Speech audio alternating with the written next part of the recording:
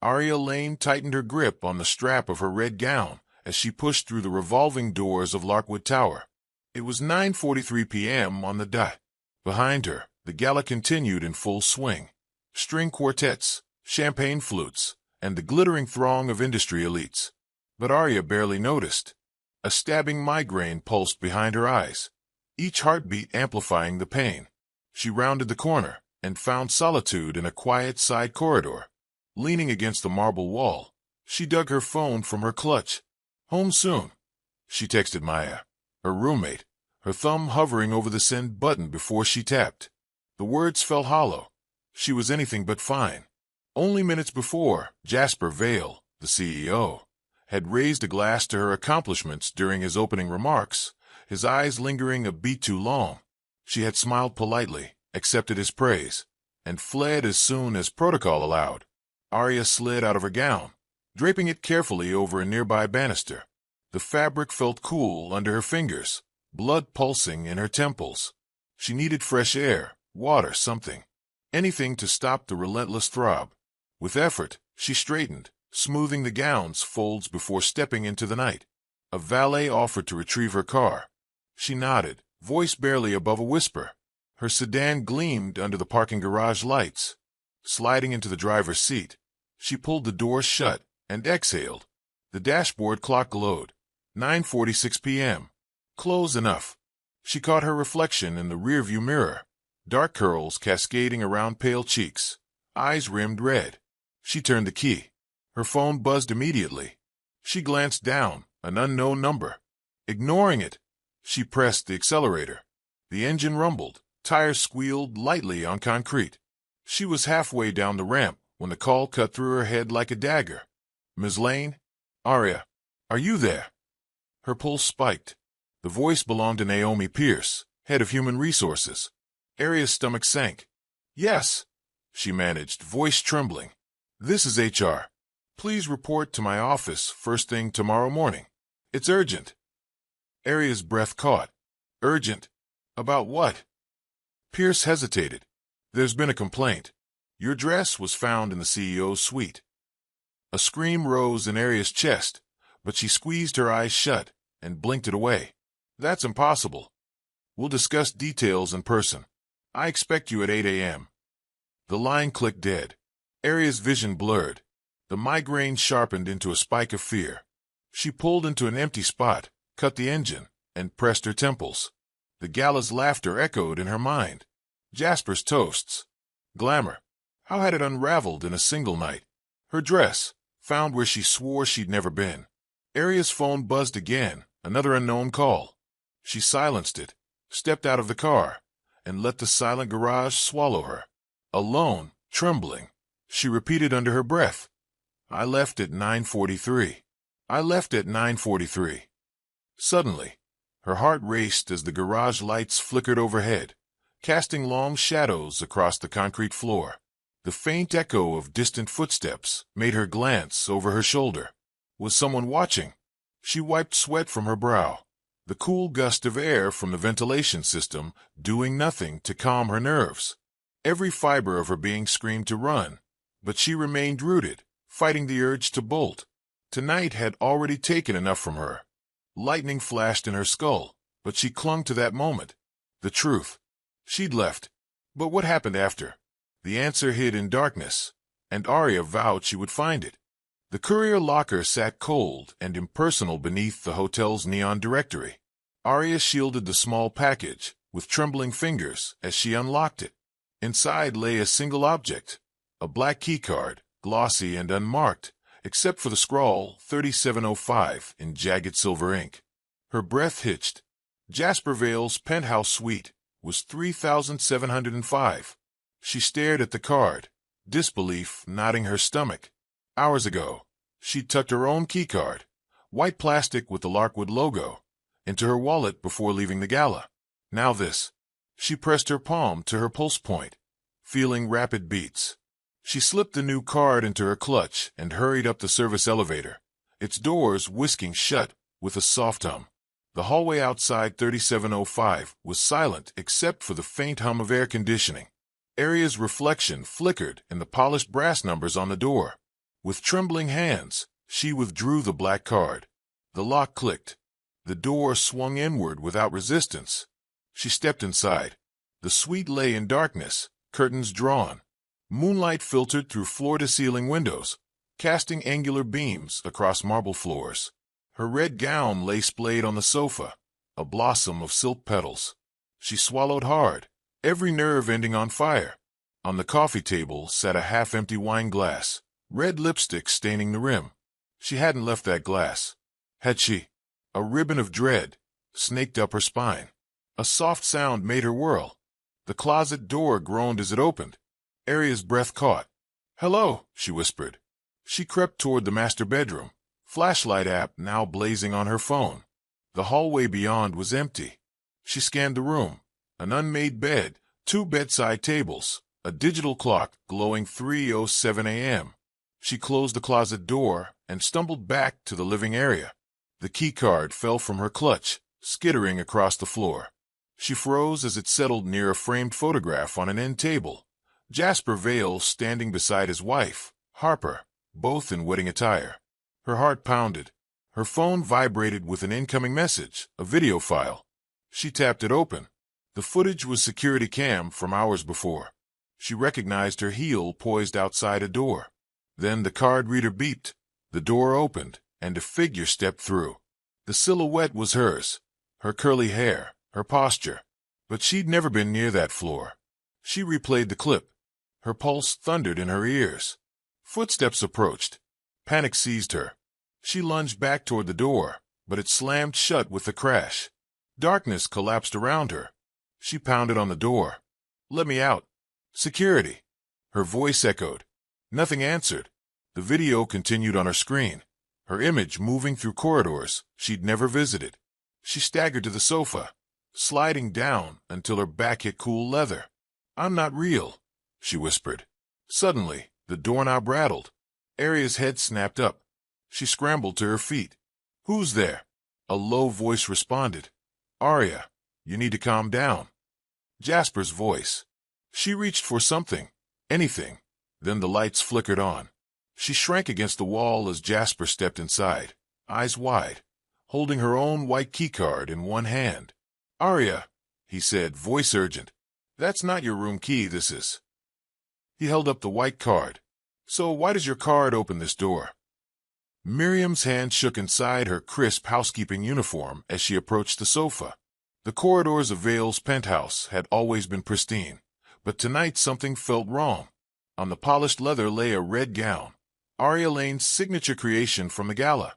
Miriam crouched, her heart pounding. She reached for it, smoothing the silk. Each fold seemed deliberate, almost ceremonial. Why would someone leave this behind? She pressed the fabric to her cheek. Its scent lingering, rose water and champagne. Her mind raced until the sound of heavy footsteps snapped her upright. "Report," called a voice through the door's intercom. It was Mr. Vale's personal assistant, Aisha Grant. Miriam swallowed. "Suite 3705 is secure, but there is address." Her voice trembled. Aisha's tone was flat. "Document it and leave it where you found it. Someone will explain in the morning." Miriam obeyed, placing the gown on a valet stand. She tucked a stray chip of lipstick beneath the hem, a silent souvenir. As she exited, she pressed the intercom. "Housekeeping to the penthouse. Please advise." Static crackled. No response. She left uneasy. Morning light spilled into Aria's apartment as she replayed Naomi Pierce's summons. Clad in a crisp pantsuit, Aria stormed into the penthouse lobby, security guard Malik waiting. He led her through mirrored hallways until she reached the door labeled 3705. Malik inserted her white keycard. The lock clicked, and Aria entered, her heart thundering. Inside, Miriam waited, nervous behind a glass partition. Aria stepped forward. "Miriam, right?" she said calmly. The maid nodded, voice barely audible. Aria gestured to the gown draped over the stand. "My dress." Miriam swallowed. "Yes, ma'am.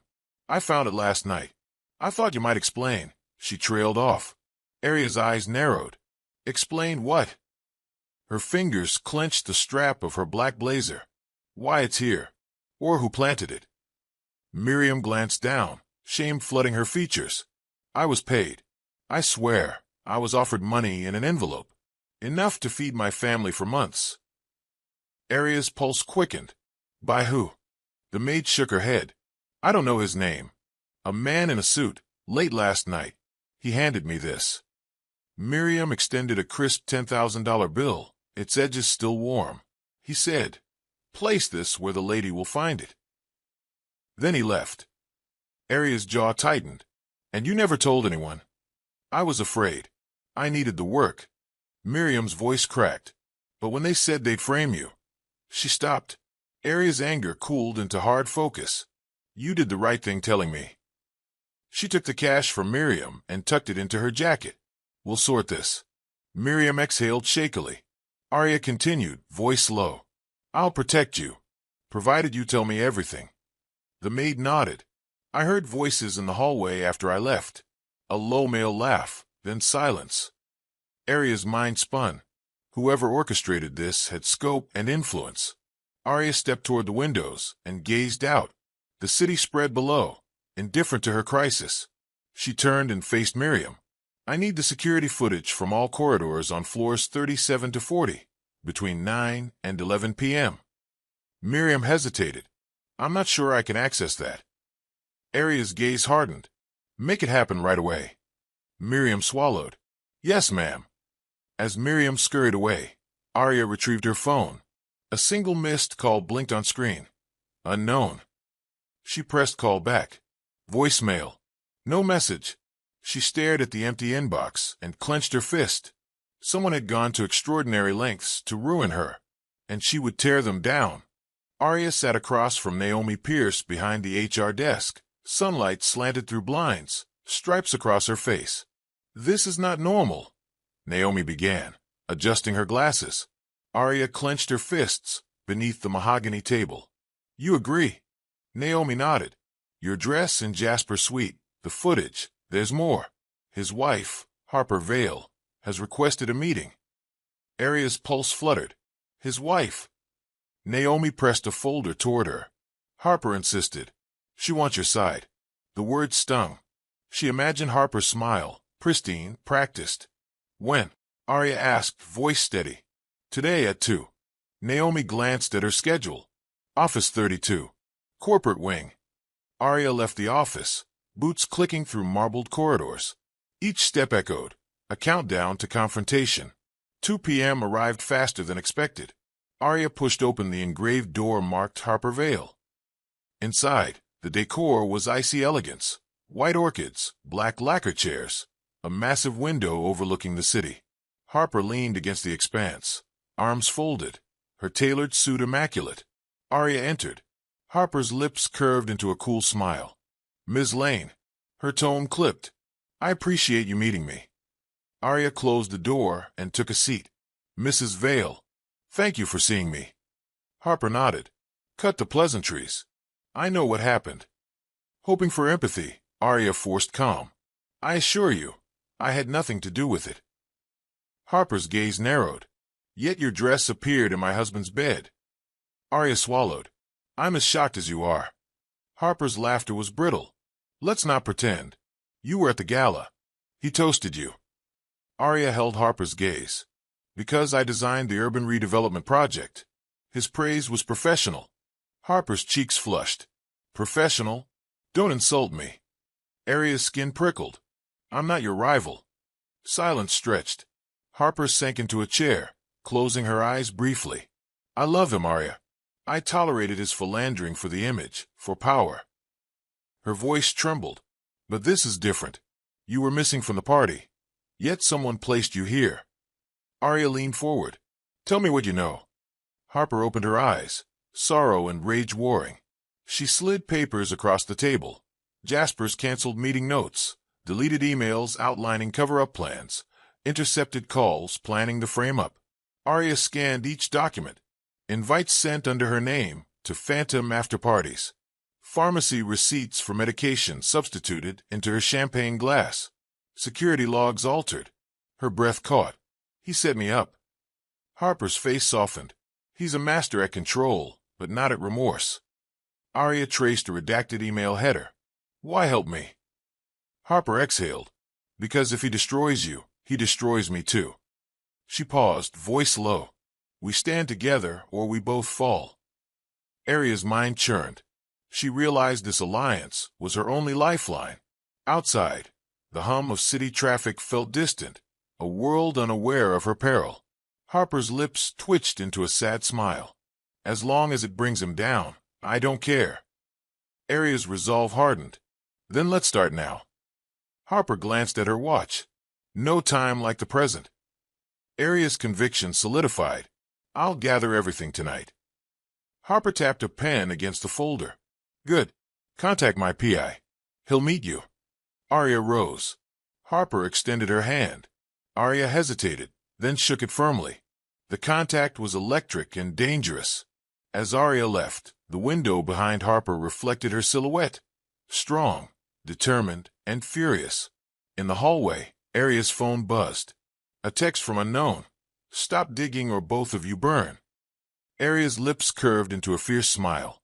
She typed back. Challenge accepted. Now. Aria's heels clicked against polished marble as she walked toward the clandestine entrance to Suite 3705, accompanied by Malik, the hotel IT technician. The hallway lights flickered, and Aria's pulse mirrored their staccato rhythm. Malik held a tablet displaying corridor schematics. I recovered the backup footage, he said, voice low. Follow me. They paused at a service door disguised as a linen closet. Malik swiped his override badge. The lock sighed, then released. Within lay a narrow utility corridor, pipes lining the ceiling. Aria shivered. She hated tight spaces, but this was her only lead. Malik led the way, flashlight dancing across concrete walls. At the end, he paused before a ventilation grate. Here, he whispered, prying it loose. Through the opening, Aria glimpsed the penthouse living room, its lights off, everything pristine again. The red dress was gone. Malik nodded. We need another vantage. He gestured down the corridor to a maintenance panel. Aria knelt and peeled it open, revealing electrical conduits. Malik rooted around and handed her a small camera drone. Place this here. He guided her fingers to aim the lens. Aria powered it on. The drone whirred and zipped through the crawlspace. On Malik's tablet, she watched live feed. The suite's foyer, sofa, coffee table, everything pristine. Then the drone drifted closer to a side table near the window. On the tabletop sat an object, a broken necklace clasp glinting in the display. It looked like the clasp she recognized from her own jewelry. Her heart lurched. Pause. Malik froze the frame. Aria tapped the screen. That's mine. It matches the necklace I lost after the gala. Malik frowned. Why leave a clasp? Aria shook her head. To taunt me. A moment later, the drone bumped something and toppled, crashing into a pile of pillows. The feed went dark. Aria cursed. Damn it. Malik hurried down the utility corridor. Aria followed. They reached the closet door. Malik opened it. We can go in directly. You have clearance. Aria swallowed. They stepped into familiar territory, the penthouse foyer.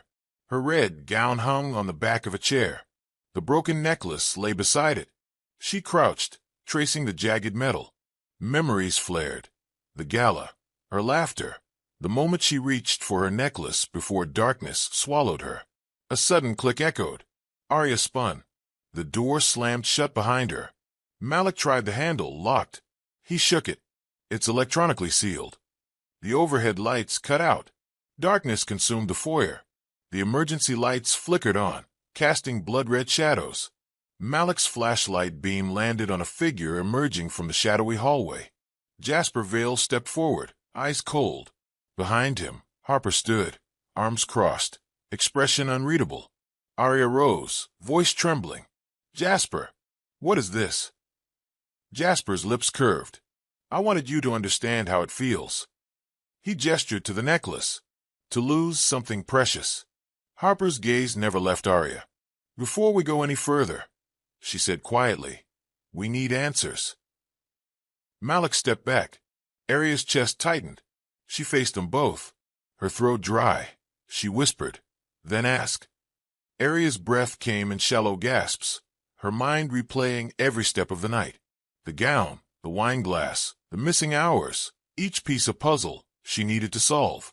She wondered if anyone could truly trust their senses anymore. But no one spoke.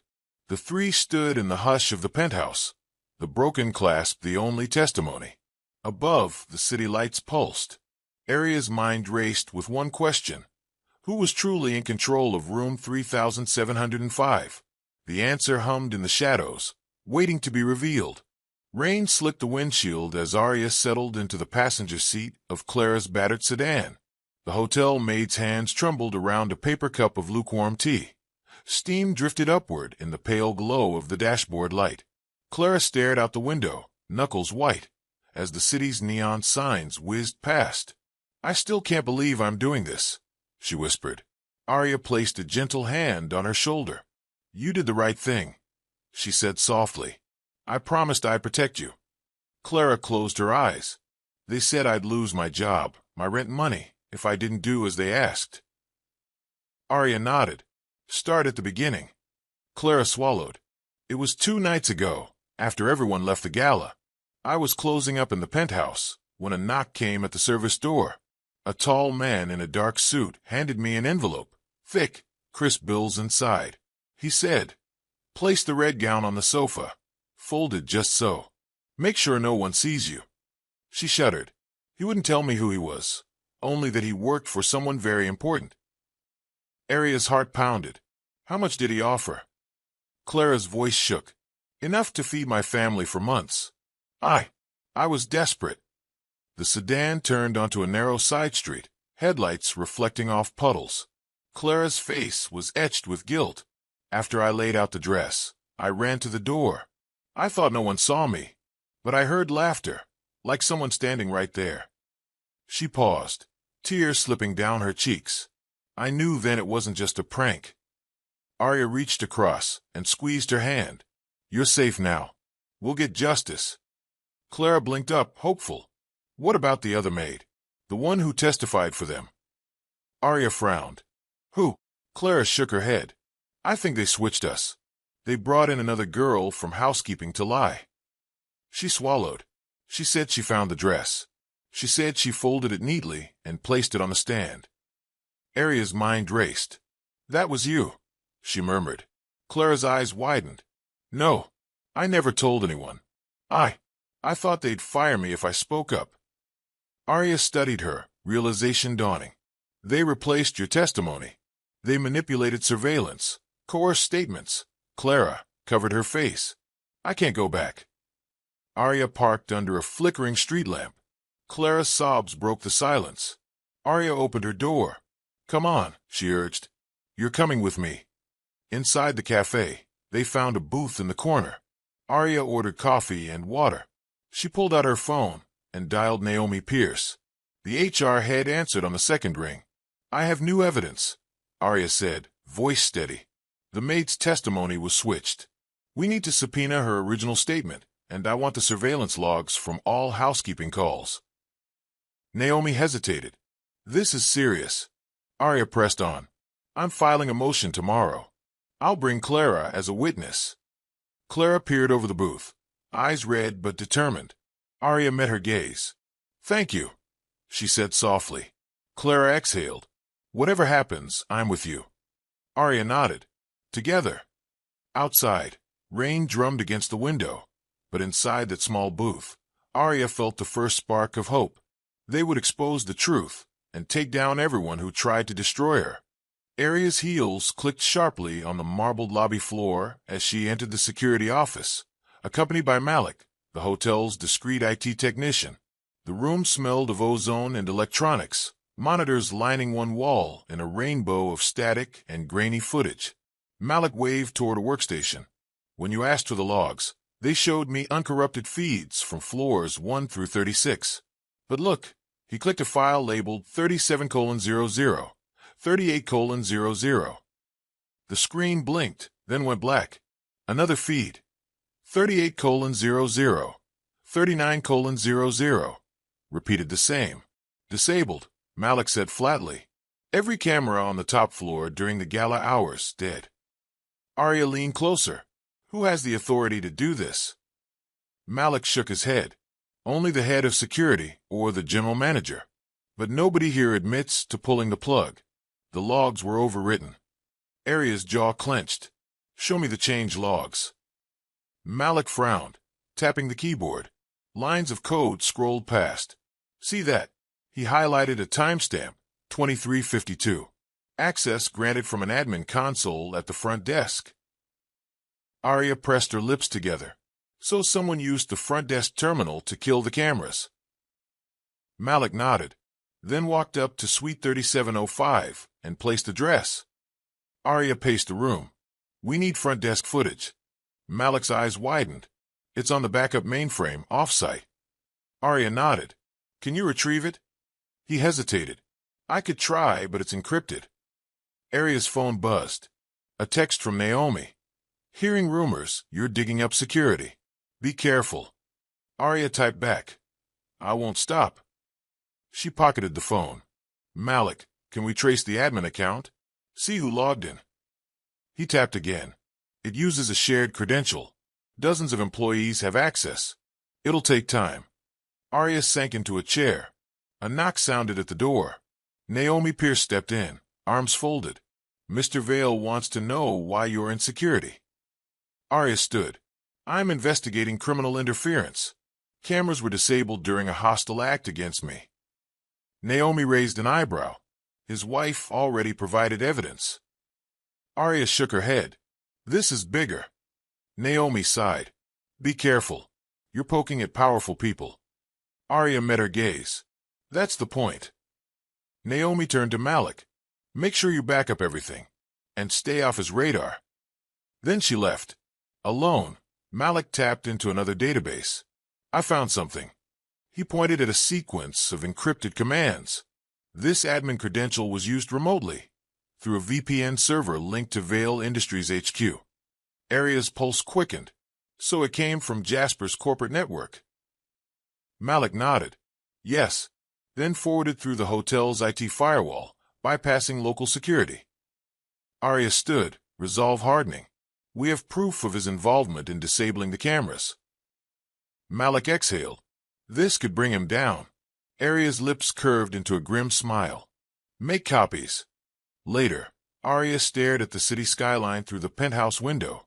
Evidence files spread across the coffee table. Each PDF was a nail in Jasper's coffin. The red dress case was unraveling by the hour. She dialed Harper Vale. We've got the footage logs, shot from corporate HQ. I'll share everything at our meeting. On the other end, Harper laughed softly. Perfect. Let's finish this. Arya hung up and exhaled. Below, lights glimmered like stars. She whispered, I see you now. After midnight, Arya exited her apartment and hailed a cab. She handed a folded envelope to the driver, then slid into the back seat. The cab wound through empty streets before pulling up at a high-rise parking garage downtown. She stepped out into a cavernous space, pale fluorescent lights humming overhead. A lone security guard nodded as she passed. Arya's heart pounded. At the far end, a sleek black sedan waited. Entry was courtesy of a temp plate taped to the windshield. The car's windows were tinted. Inside, Harper Vale sat in the driver's seat, arms crossed. You're brave, Harper said, voice low. Or reckless. Arya settled into the passenger side. What do you have for me? Harper handed her a small briefcase. Arya opened it. Inside lay a tablet showing surveillance footage. The grainy clip revealed Arya walking down her own hallway, opening her apartment door, then stepping out. No one else in view. The timestamp, 20 minutes ago. Arya stared. They hacked my building cameras? Harper nodded. They're monitoring your every move. Arya's chest tightened.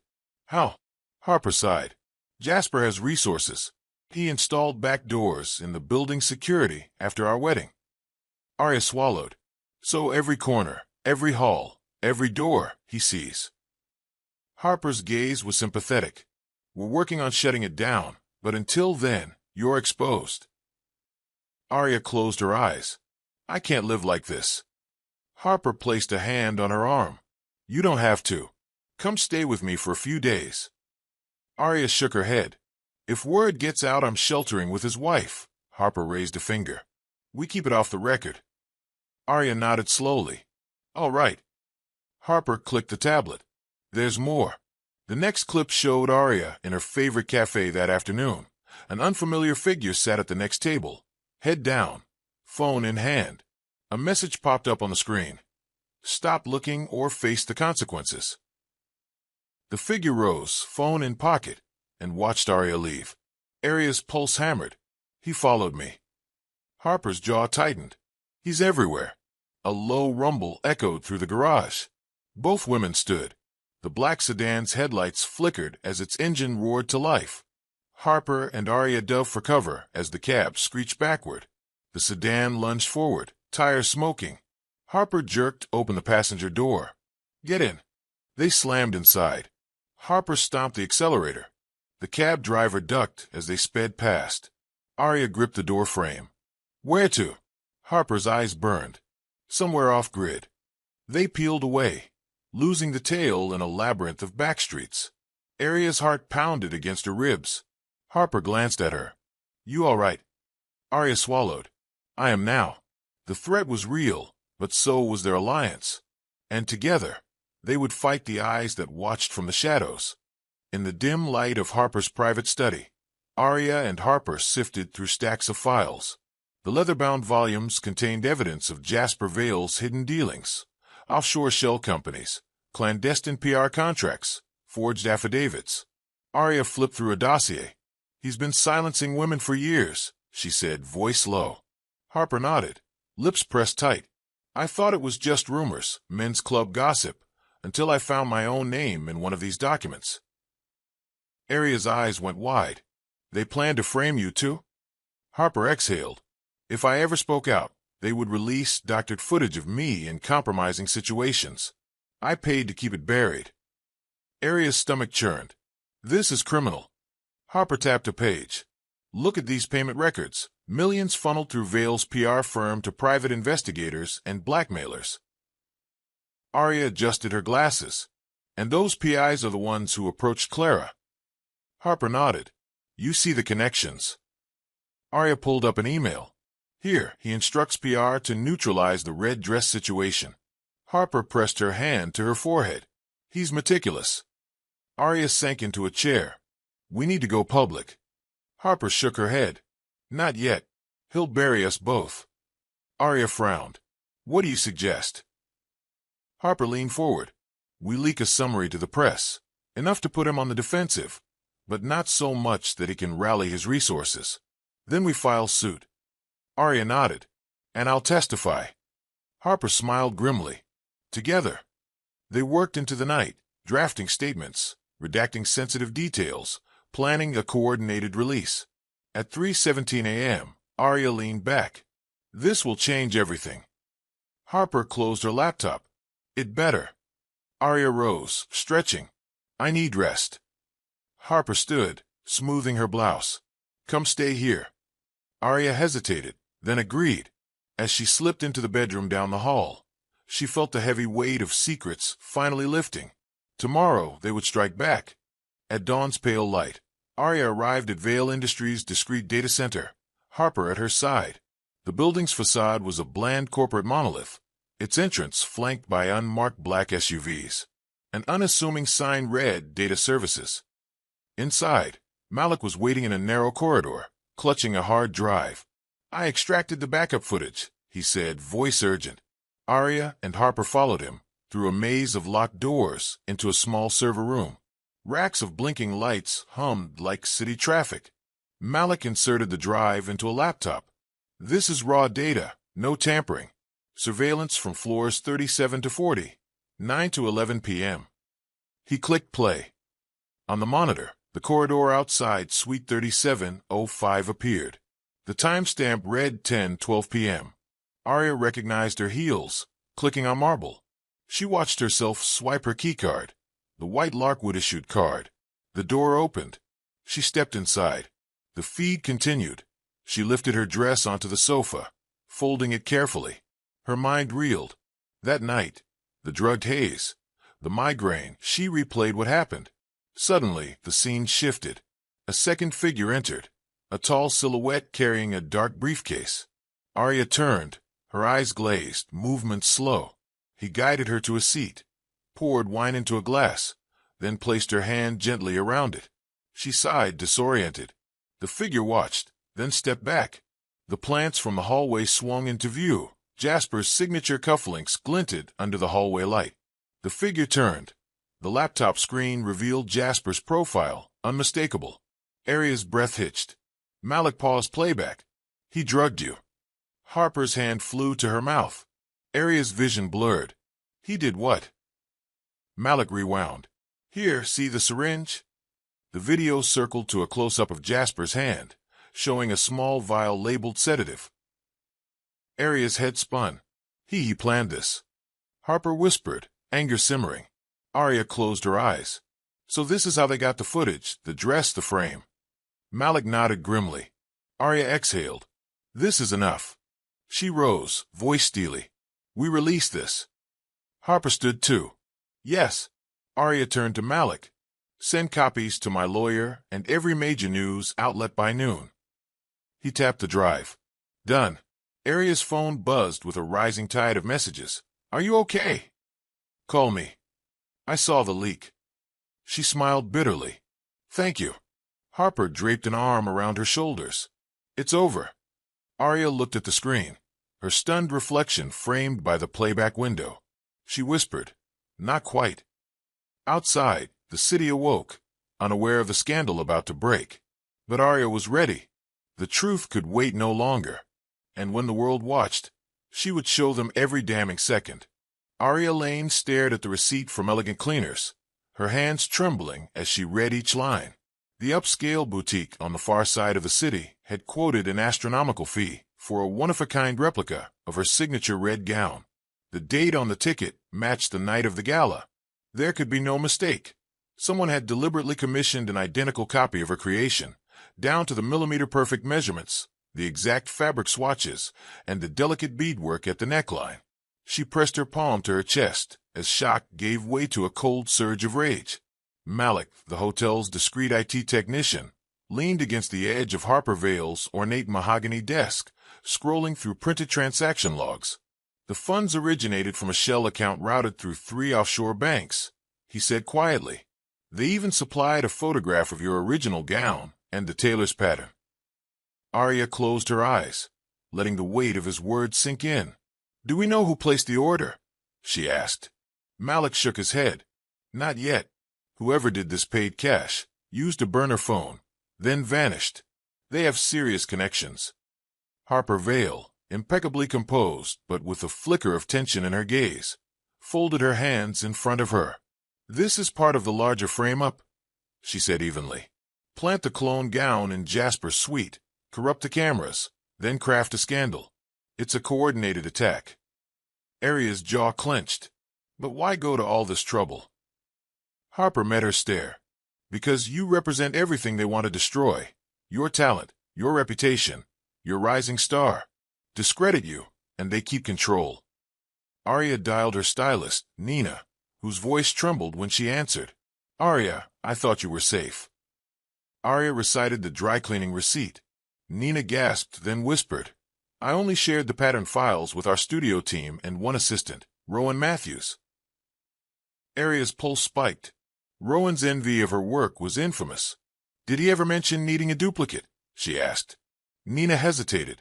He downloaded every design file in one session the day after the gala.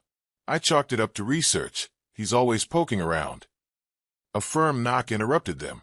Nina entered, anxiety etched on her face. Harper pointed to the folder on her desk. Rowan's workstation logs show unauthorized access to Vale Industries' PR archives on the same night. Malik nodded. We traced communications between Rowan's corporate email and a Vale operative. He coordinated the clone order and the planting operation. Arya inhaled, her vision narrowing. So he's the inside man, liaising with Jasper's team. The three strategized deep into the night. Malik decrypted encrypted messages. Nina preserved every version of the gown's pattern, watermarking each file. Harper mobilized their legal team, drafting motions to freeze Rowan's assets and subpoena communications. Outside, rain tapped against the windows in a relentless rhythm, mirroring Arya's heartbeat. Gathering the documents, she whispered under her breath, "Let them see everything." Her resolve hardened. Tomorrow, she would expose Rowan and everyone who conspired to destroy her. Rowan Matthews paced the length of his sleek downtown loft, phone pressed to his ear. "Do you realize what you've done?" he hissed. The voice on the other end was clipped. "We got the pattern from you. Now you need to pay up." He ran a hand through his hair, sweat beading at his temples. "I sold you the files to get ahead. Never agreed to go this far." The line went dead. Rowan stared at the city skyline, lights dancing on glass towers. Panic gnawed at him. Arya was coming for him. Earlier that afternoon, Arya had sent a court summons to his firm. "Rowan Matthews, cease and desist all design archives." The plaint read. His colleagues whispered as he passed. He ducked into his office and locked the door. Stacks of documents lay on his desk, billing records, offshore transfer logs, encrypted emails linking him to Vale Industries' PR wing. He swallowed hard. The evidence was overwhelming. Arya arrived outside his building, accompanied by Harper and Malik. They exchanged a curt nod. "Ready?" Harper asked. Arya checked her phone for the 5th time. "Let's do it." Inside, they presented a dossier to Rowan's boss, a dour partner named Eden. Eden's brow furrowed as he scanned the documents. "Rowan, is this true?" he demanded. Rowan's throat tightened. I admit I accessed Ms. Lane's patterns, but I didn't realize it would become a scandal of this magnitude." Eden's gaze hardened. "You're suspended pending investigation." Rowan slumped in his chair as Malik and Harper guided Arya outside. The cameras clicked. Reporters swarmed. Arya stood center, statement ready. "Rowan Matthews colluded with Vale's PR to discredit me using a clone dress. I will pursue every legal avenue." Flashbulbs popped. Rowan watched from the window, dread pooling in his stomach. He had wanted recognition. Instead, he had become the pawn in a far-reaching conspiracy. That night, Rowan retreated into his condo, replaying every decision. He opened a hidden drawer and retrieved a burner phone. Fingers trembling, he dialed a number. "I need more time," he whispered. "It's spiraling." Silence answered. He clenched his teeth. The game had moved beyond envy. Now it was about survival. By dawn, the rumor mill had spun out of control. A blurry video clip, purportedly showing Arya in Jasper Vale's suite, circulated on gossip sites. Within hours, it had millions of views.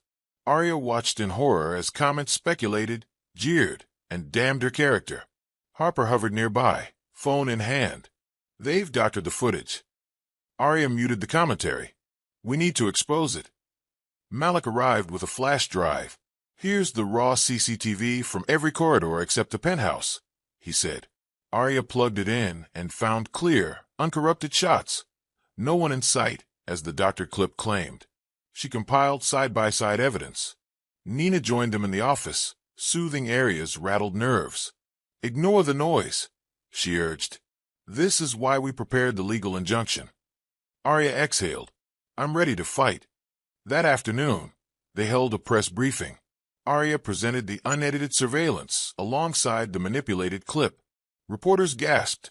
Social media pivoted from scandal to sympathy. #Justice for Arya began trending. Jasper Vale's PR team issued a weak apology. The tape was under review.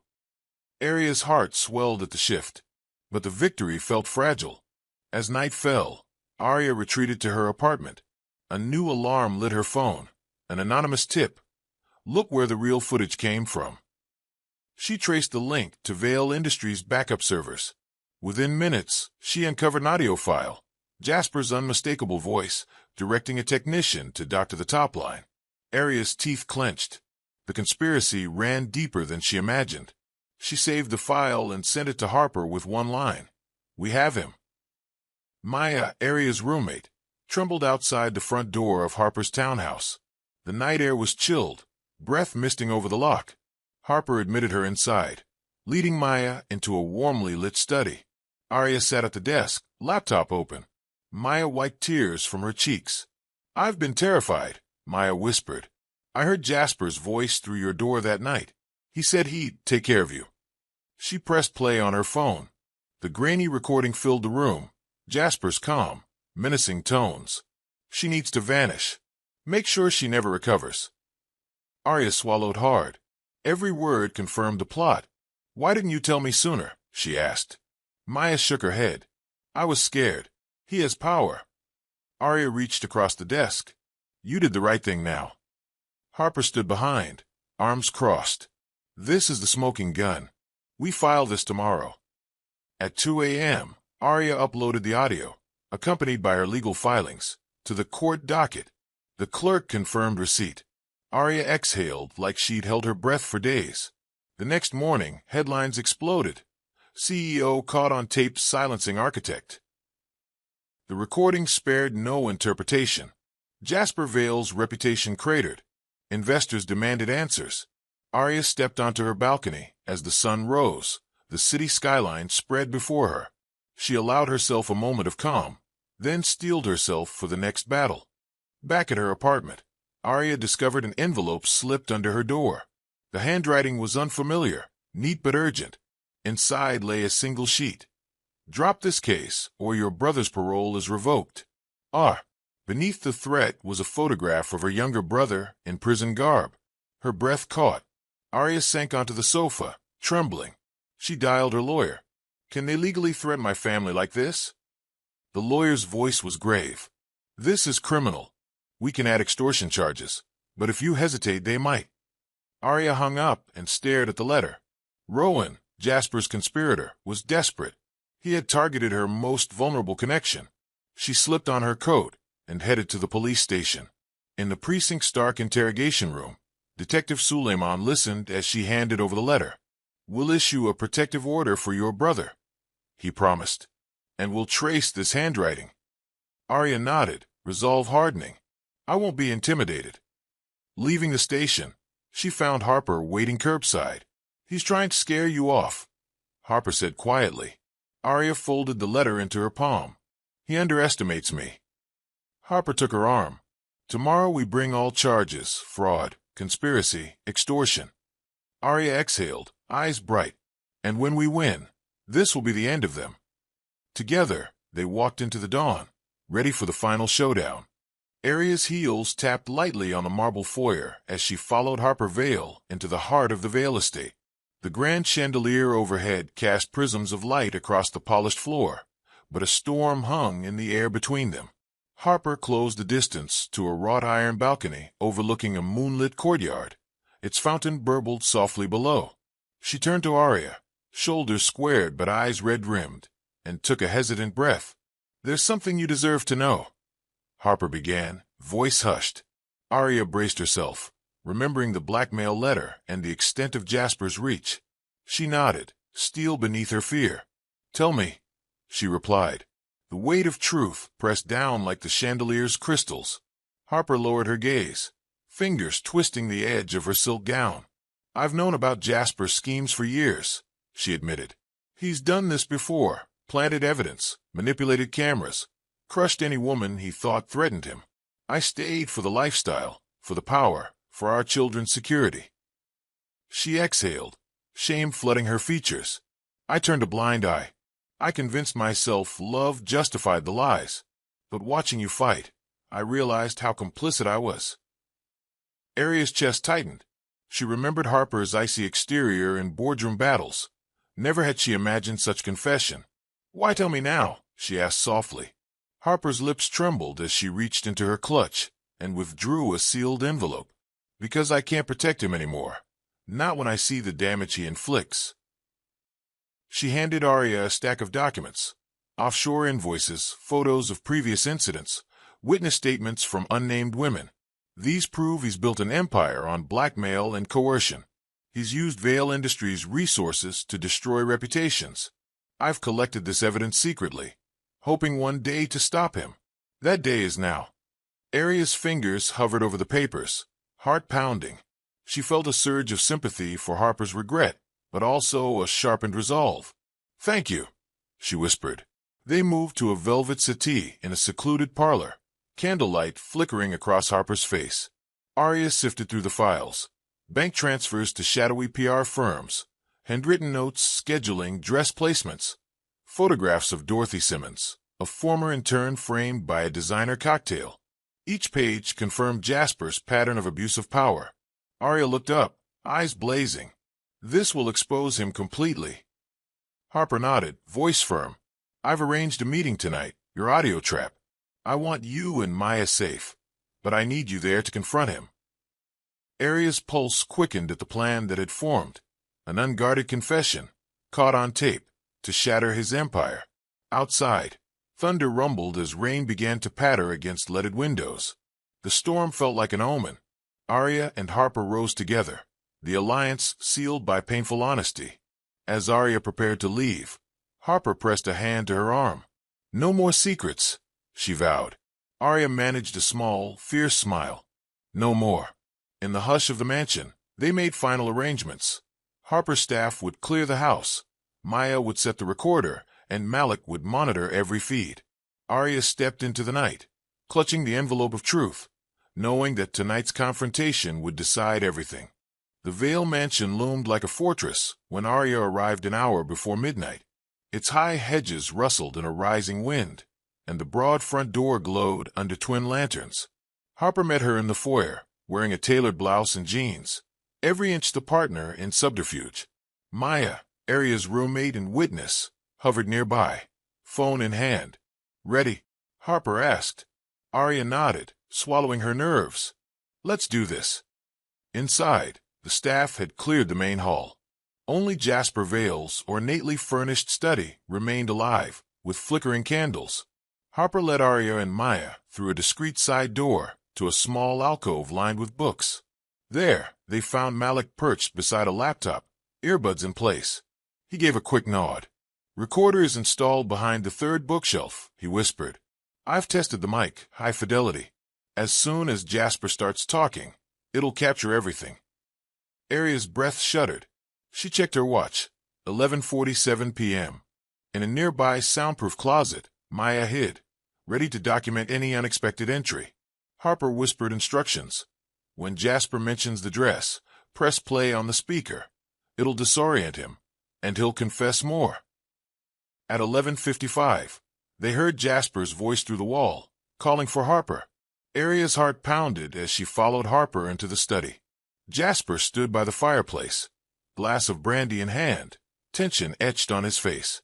Harper, what is this about? He asked coolly. She offered a fragile smile. I want to talk about us. About everything. Arya slipped out of view behind the sofa. Maya ducked behind bookshelves, and Malik monitored levels. The red recording light blinked. Harper sank into a wingback chair opposite Jasper. I've been thinking, she began softly, about our marriage, about Arya. She paused. Do you remember how you framed her with that dress? Jasper stiffened. His jaw clenched. I did what was necessary. Harper's voice sharpened. Necessary? You drugged her, sabotaged her career, humiliated her, all to protect your image. Arya crept forward, unauthorized presence igniting adrenaline. Jasper's eyes flicked to the door. She deserved it. His tone dripped contempt. She was a threat. I couldn't have it said that Vale Industries couldn't control its employees. Arya felt her blood run cold. Malik's low hum of satisfaction echoed in her ears. Harper leaned in. And you thought it'd stay secret. Jasper tossed back his brandy. I thought I was smarter than everyone. His arrogance cracked into desperation. But Rowan botched the clone orders. The cameras weren't disabled properly, and your little hacker friend exposed every file. He gestured to the alcove. How did you find all this? Arya stepped into view. Because we had help, she said sharply. Jasper's face went white as fever. He lunged toward the bookshelf, but Maya emerged, speaker in hand. She pressed a button. Jasper's voice boomed back in the study. Panic flared in his eyes. No, don't broadcast that. Maya ignored him, repeating his confession through hidden speakers. Each incriminating phrase echoed through the house. From down the hall, security guards burst in. Malik closed his laptop. Got it all, he whispered. In seconds, the study was filled with officers and stunned staff. Jasper raised his hands. Harper placed a firm hand on Arya's back. "It's over," she said quietly. Arya exhaled, voice shaky but triumphant. "It is." As they watched officers lead Jasper away, thunder cracked overhead. The storm had broken, his empire with it. The airport terminal felt surreal in its bustle, fluorescent lights glinting off polished floors. Rowan Matthews clutched a one-way ticket to Dubai, heart hammering. He wore sunglasses at night and a cheap suit, hoping no one recognized him. At the security checkpoint, he fumbled through pockets for his passport. A sharp voice behind him said, "Mr. Matthews, I need a word." Rowan froze. Detective Suleiman stepped forward, badge in hand. "You're under arrest for conspiracy and extortion." Rowan's stomach dropped as two uniformed officers approached. They ushered him into a sterile holding room. Rowan sank onto a plastic chair, sweat beading at his brow. He had imagined this moment him triumphant, his career launched by toppling Arya. Instead, he sat shackled, the weight of ruin pressing down. Detective Suleiman entered with a file. "You've been identified as the man behind the clone dress, the disabled cameras, and the blackmail letter." Rowan swallowed. I never meant to hurt anyone. I just wanted Jasper to fall in love with chaos, so he'd lose focus." He stammered. "I thought if his empire crumbled, there'd be space for me." Suleiman's gaze was steely. "Your actions endangered an innocent woman and her family. You'll face charges."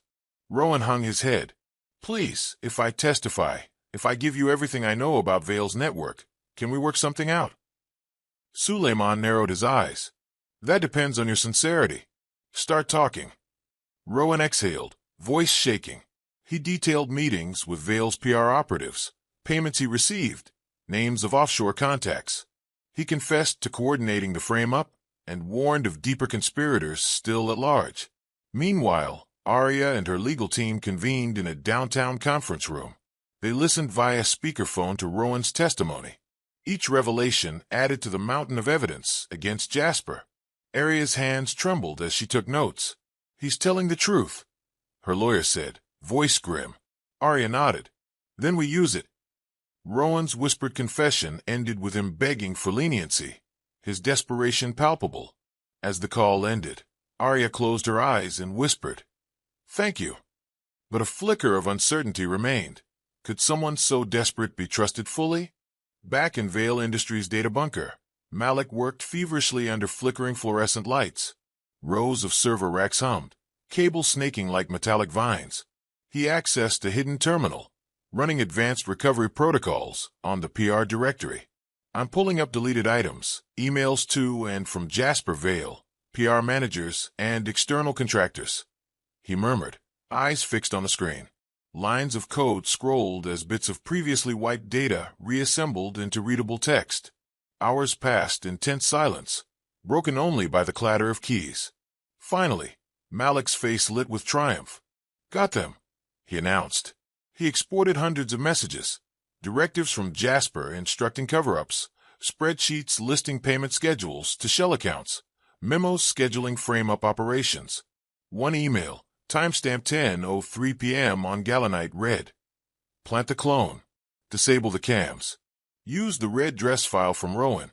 Status report by midnight." Arya leaned over, heart racing. "This is the smoking gun." Harper took the printout, her expression unreadable. "We need these to file as exhibits." They convened with Arya's attorneys in a glass-walled conference suite. The lawyers arranged the recovered emails into chronological order. Each exhibit was meticulously labeled: E-101, Dress Clone Directive, E-102, Camera Shutdown Order, E-103, Blackmail Coordination. Arya watched as her counsel prepared a motion for immediate injunctive relief, seeking to freeze Vale Industries' assets and suspend Jasper from his CEO role. "The court must see this," one attorney said. "We have undeniable proof of corporate malfeasance." Outside, reporters gathered as word spread of yet another bombshell in the scandal. News channels interrupted primetime programming. Jasper Vale's board released a statement announcing an independent investigation pending the court's findings. Arya's phone buzzed with alerts. "Vale suspends Jasper." Emails confirmed frame up. Hashtag justice for Arya spikes. She allowed herself a moment of grim satisfaction. Each email was a nail in his coffin. Yet amid the exhilaration, a chill settled in her bones. She reviewed the last email, dated just yesterday. If Arya escalates this, initiate contingency. See attached Plan R. The attachment was missing, deleted, perhaps by Rowan in panic. Arya turned to Malik. Can you recover that plan? Malik hesitated. I'll try, but it'll take time. Arya nodded. Do it. As the team dispersed, she lingered by the conference suite window, gazing at the city lights. The battle had been won on paper, but she sensed Jasper's final move was yet to come. The emails were out, but so was the warning. She whispered to herself, "Bring it on." Dawn broke over the city skyline, a pale glow illuminating skyscrapers as Arya prepared for the biggest moment of her life. In the press room at Vale Industries headquarters, rows of reporters and broadcast cameras filled the space. Focused on the podium draped in black velvet, Arya stood beside Naomi Pierce and her lead attorney, clutching a folder of evidence. When the CEO's car pulled away, leaving Vale's board chair in its place, the room fell silent. Arya approached the microphone. "Good morning," she began, voice steady. "I'm Arya Lane, formerly lead architect at Vale Industries." A ripple of surprise swept the audience. She took a breath. "Over the past weeks, I have been the victim of a coordinated campaign of defamation, blackmail, and corporate malfeasance orchestrated by Jasper Vale and his associates.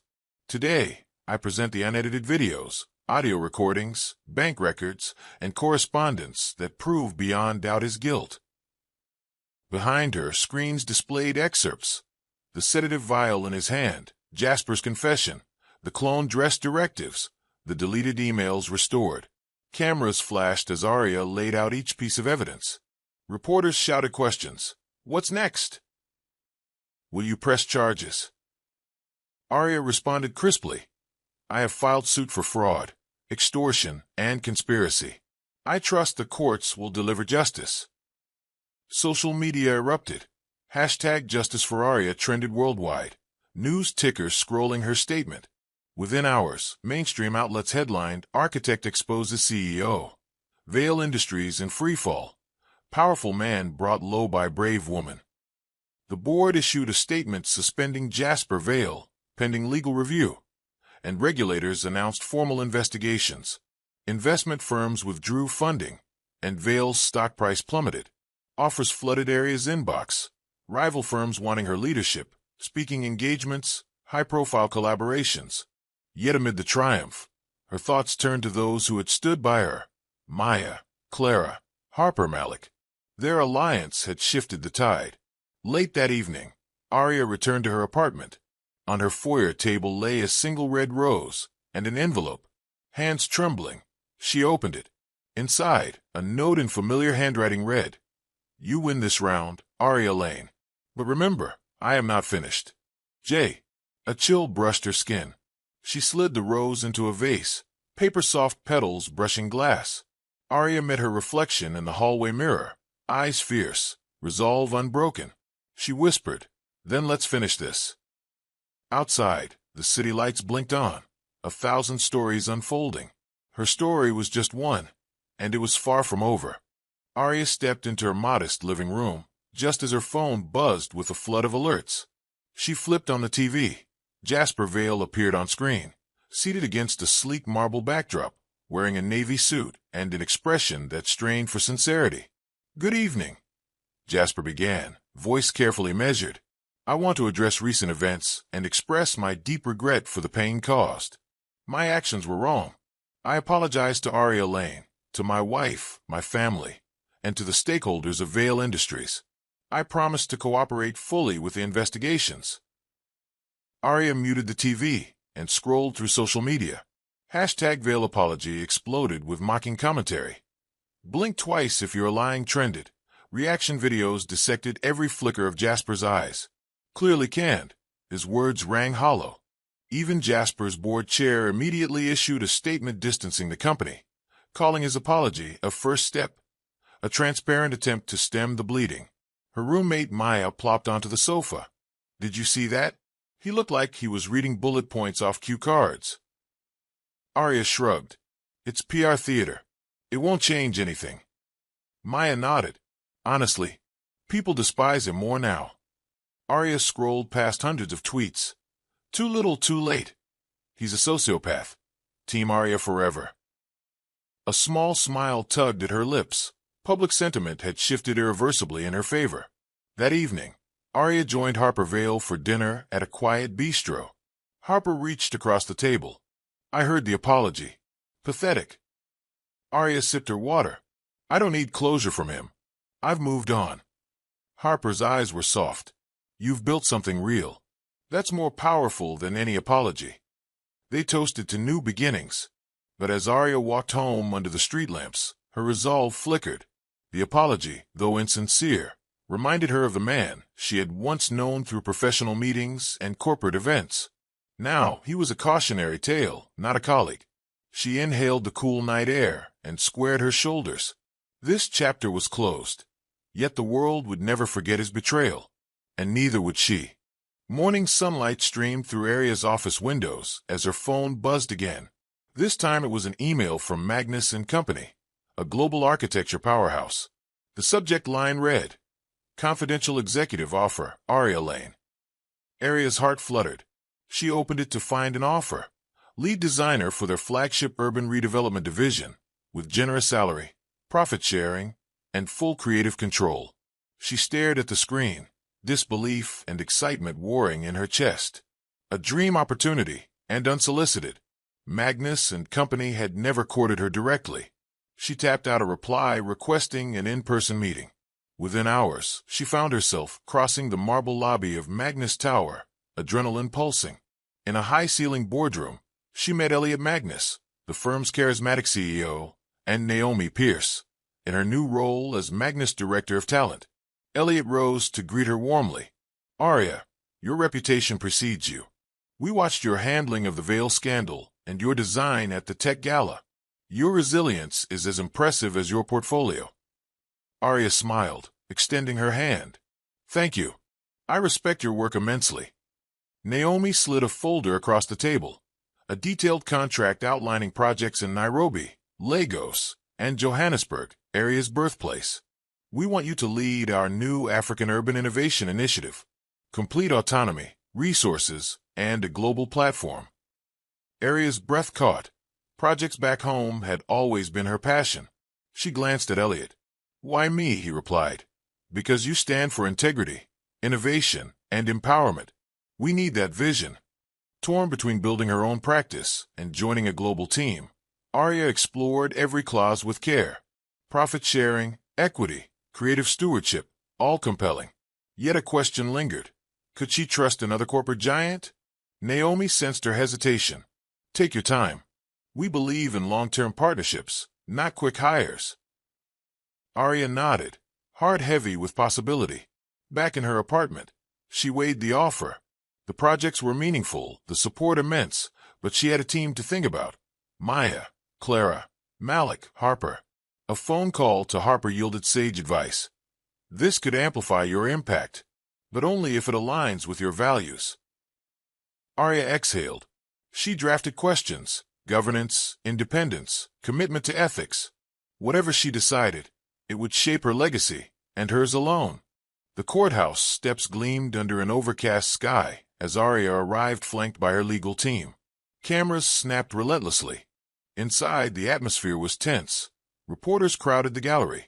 Vale's lawyers sat stoically at a long table, and Jasper, appearing gaunt and hollow-eyed, waited across the aisle.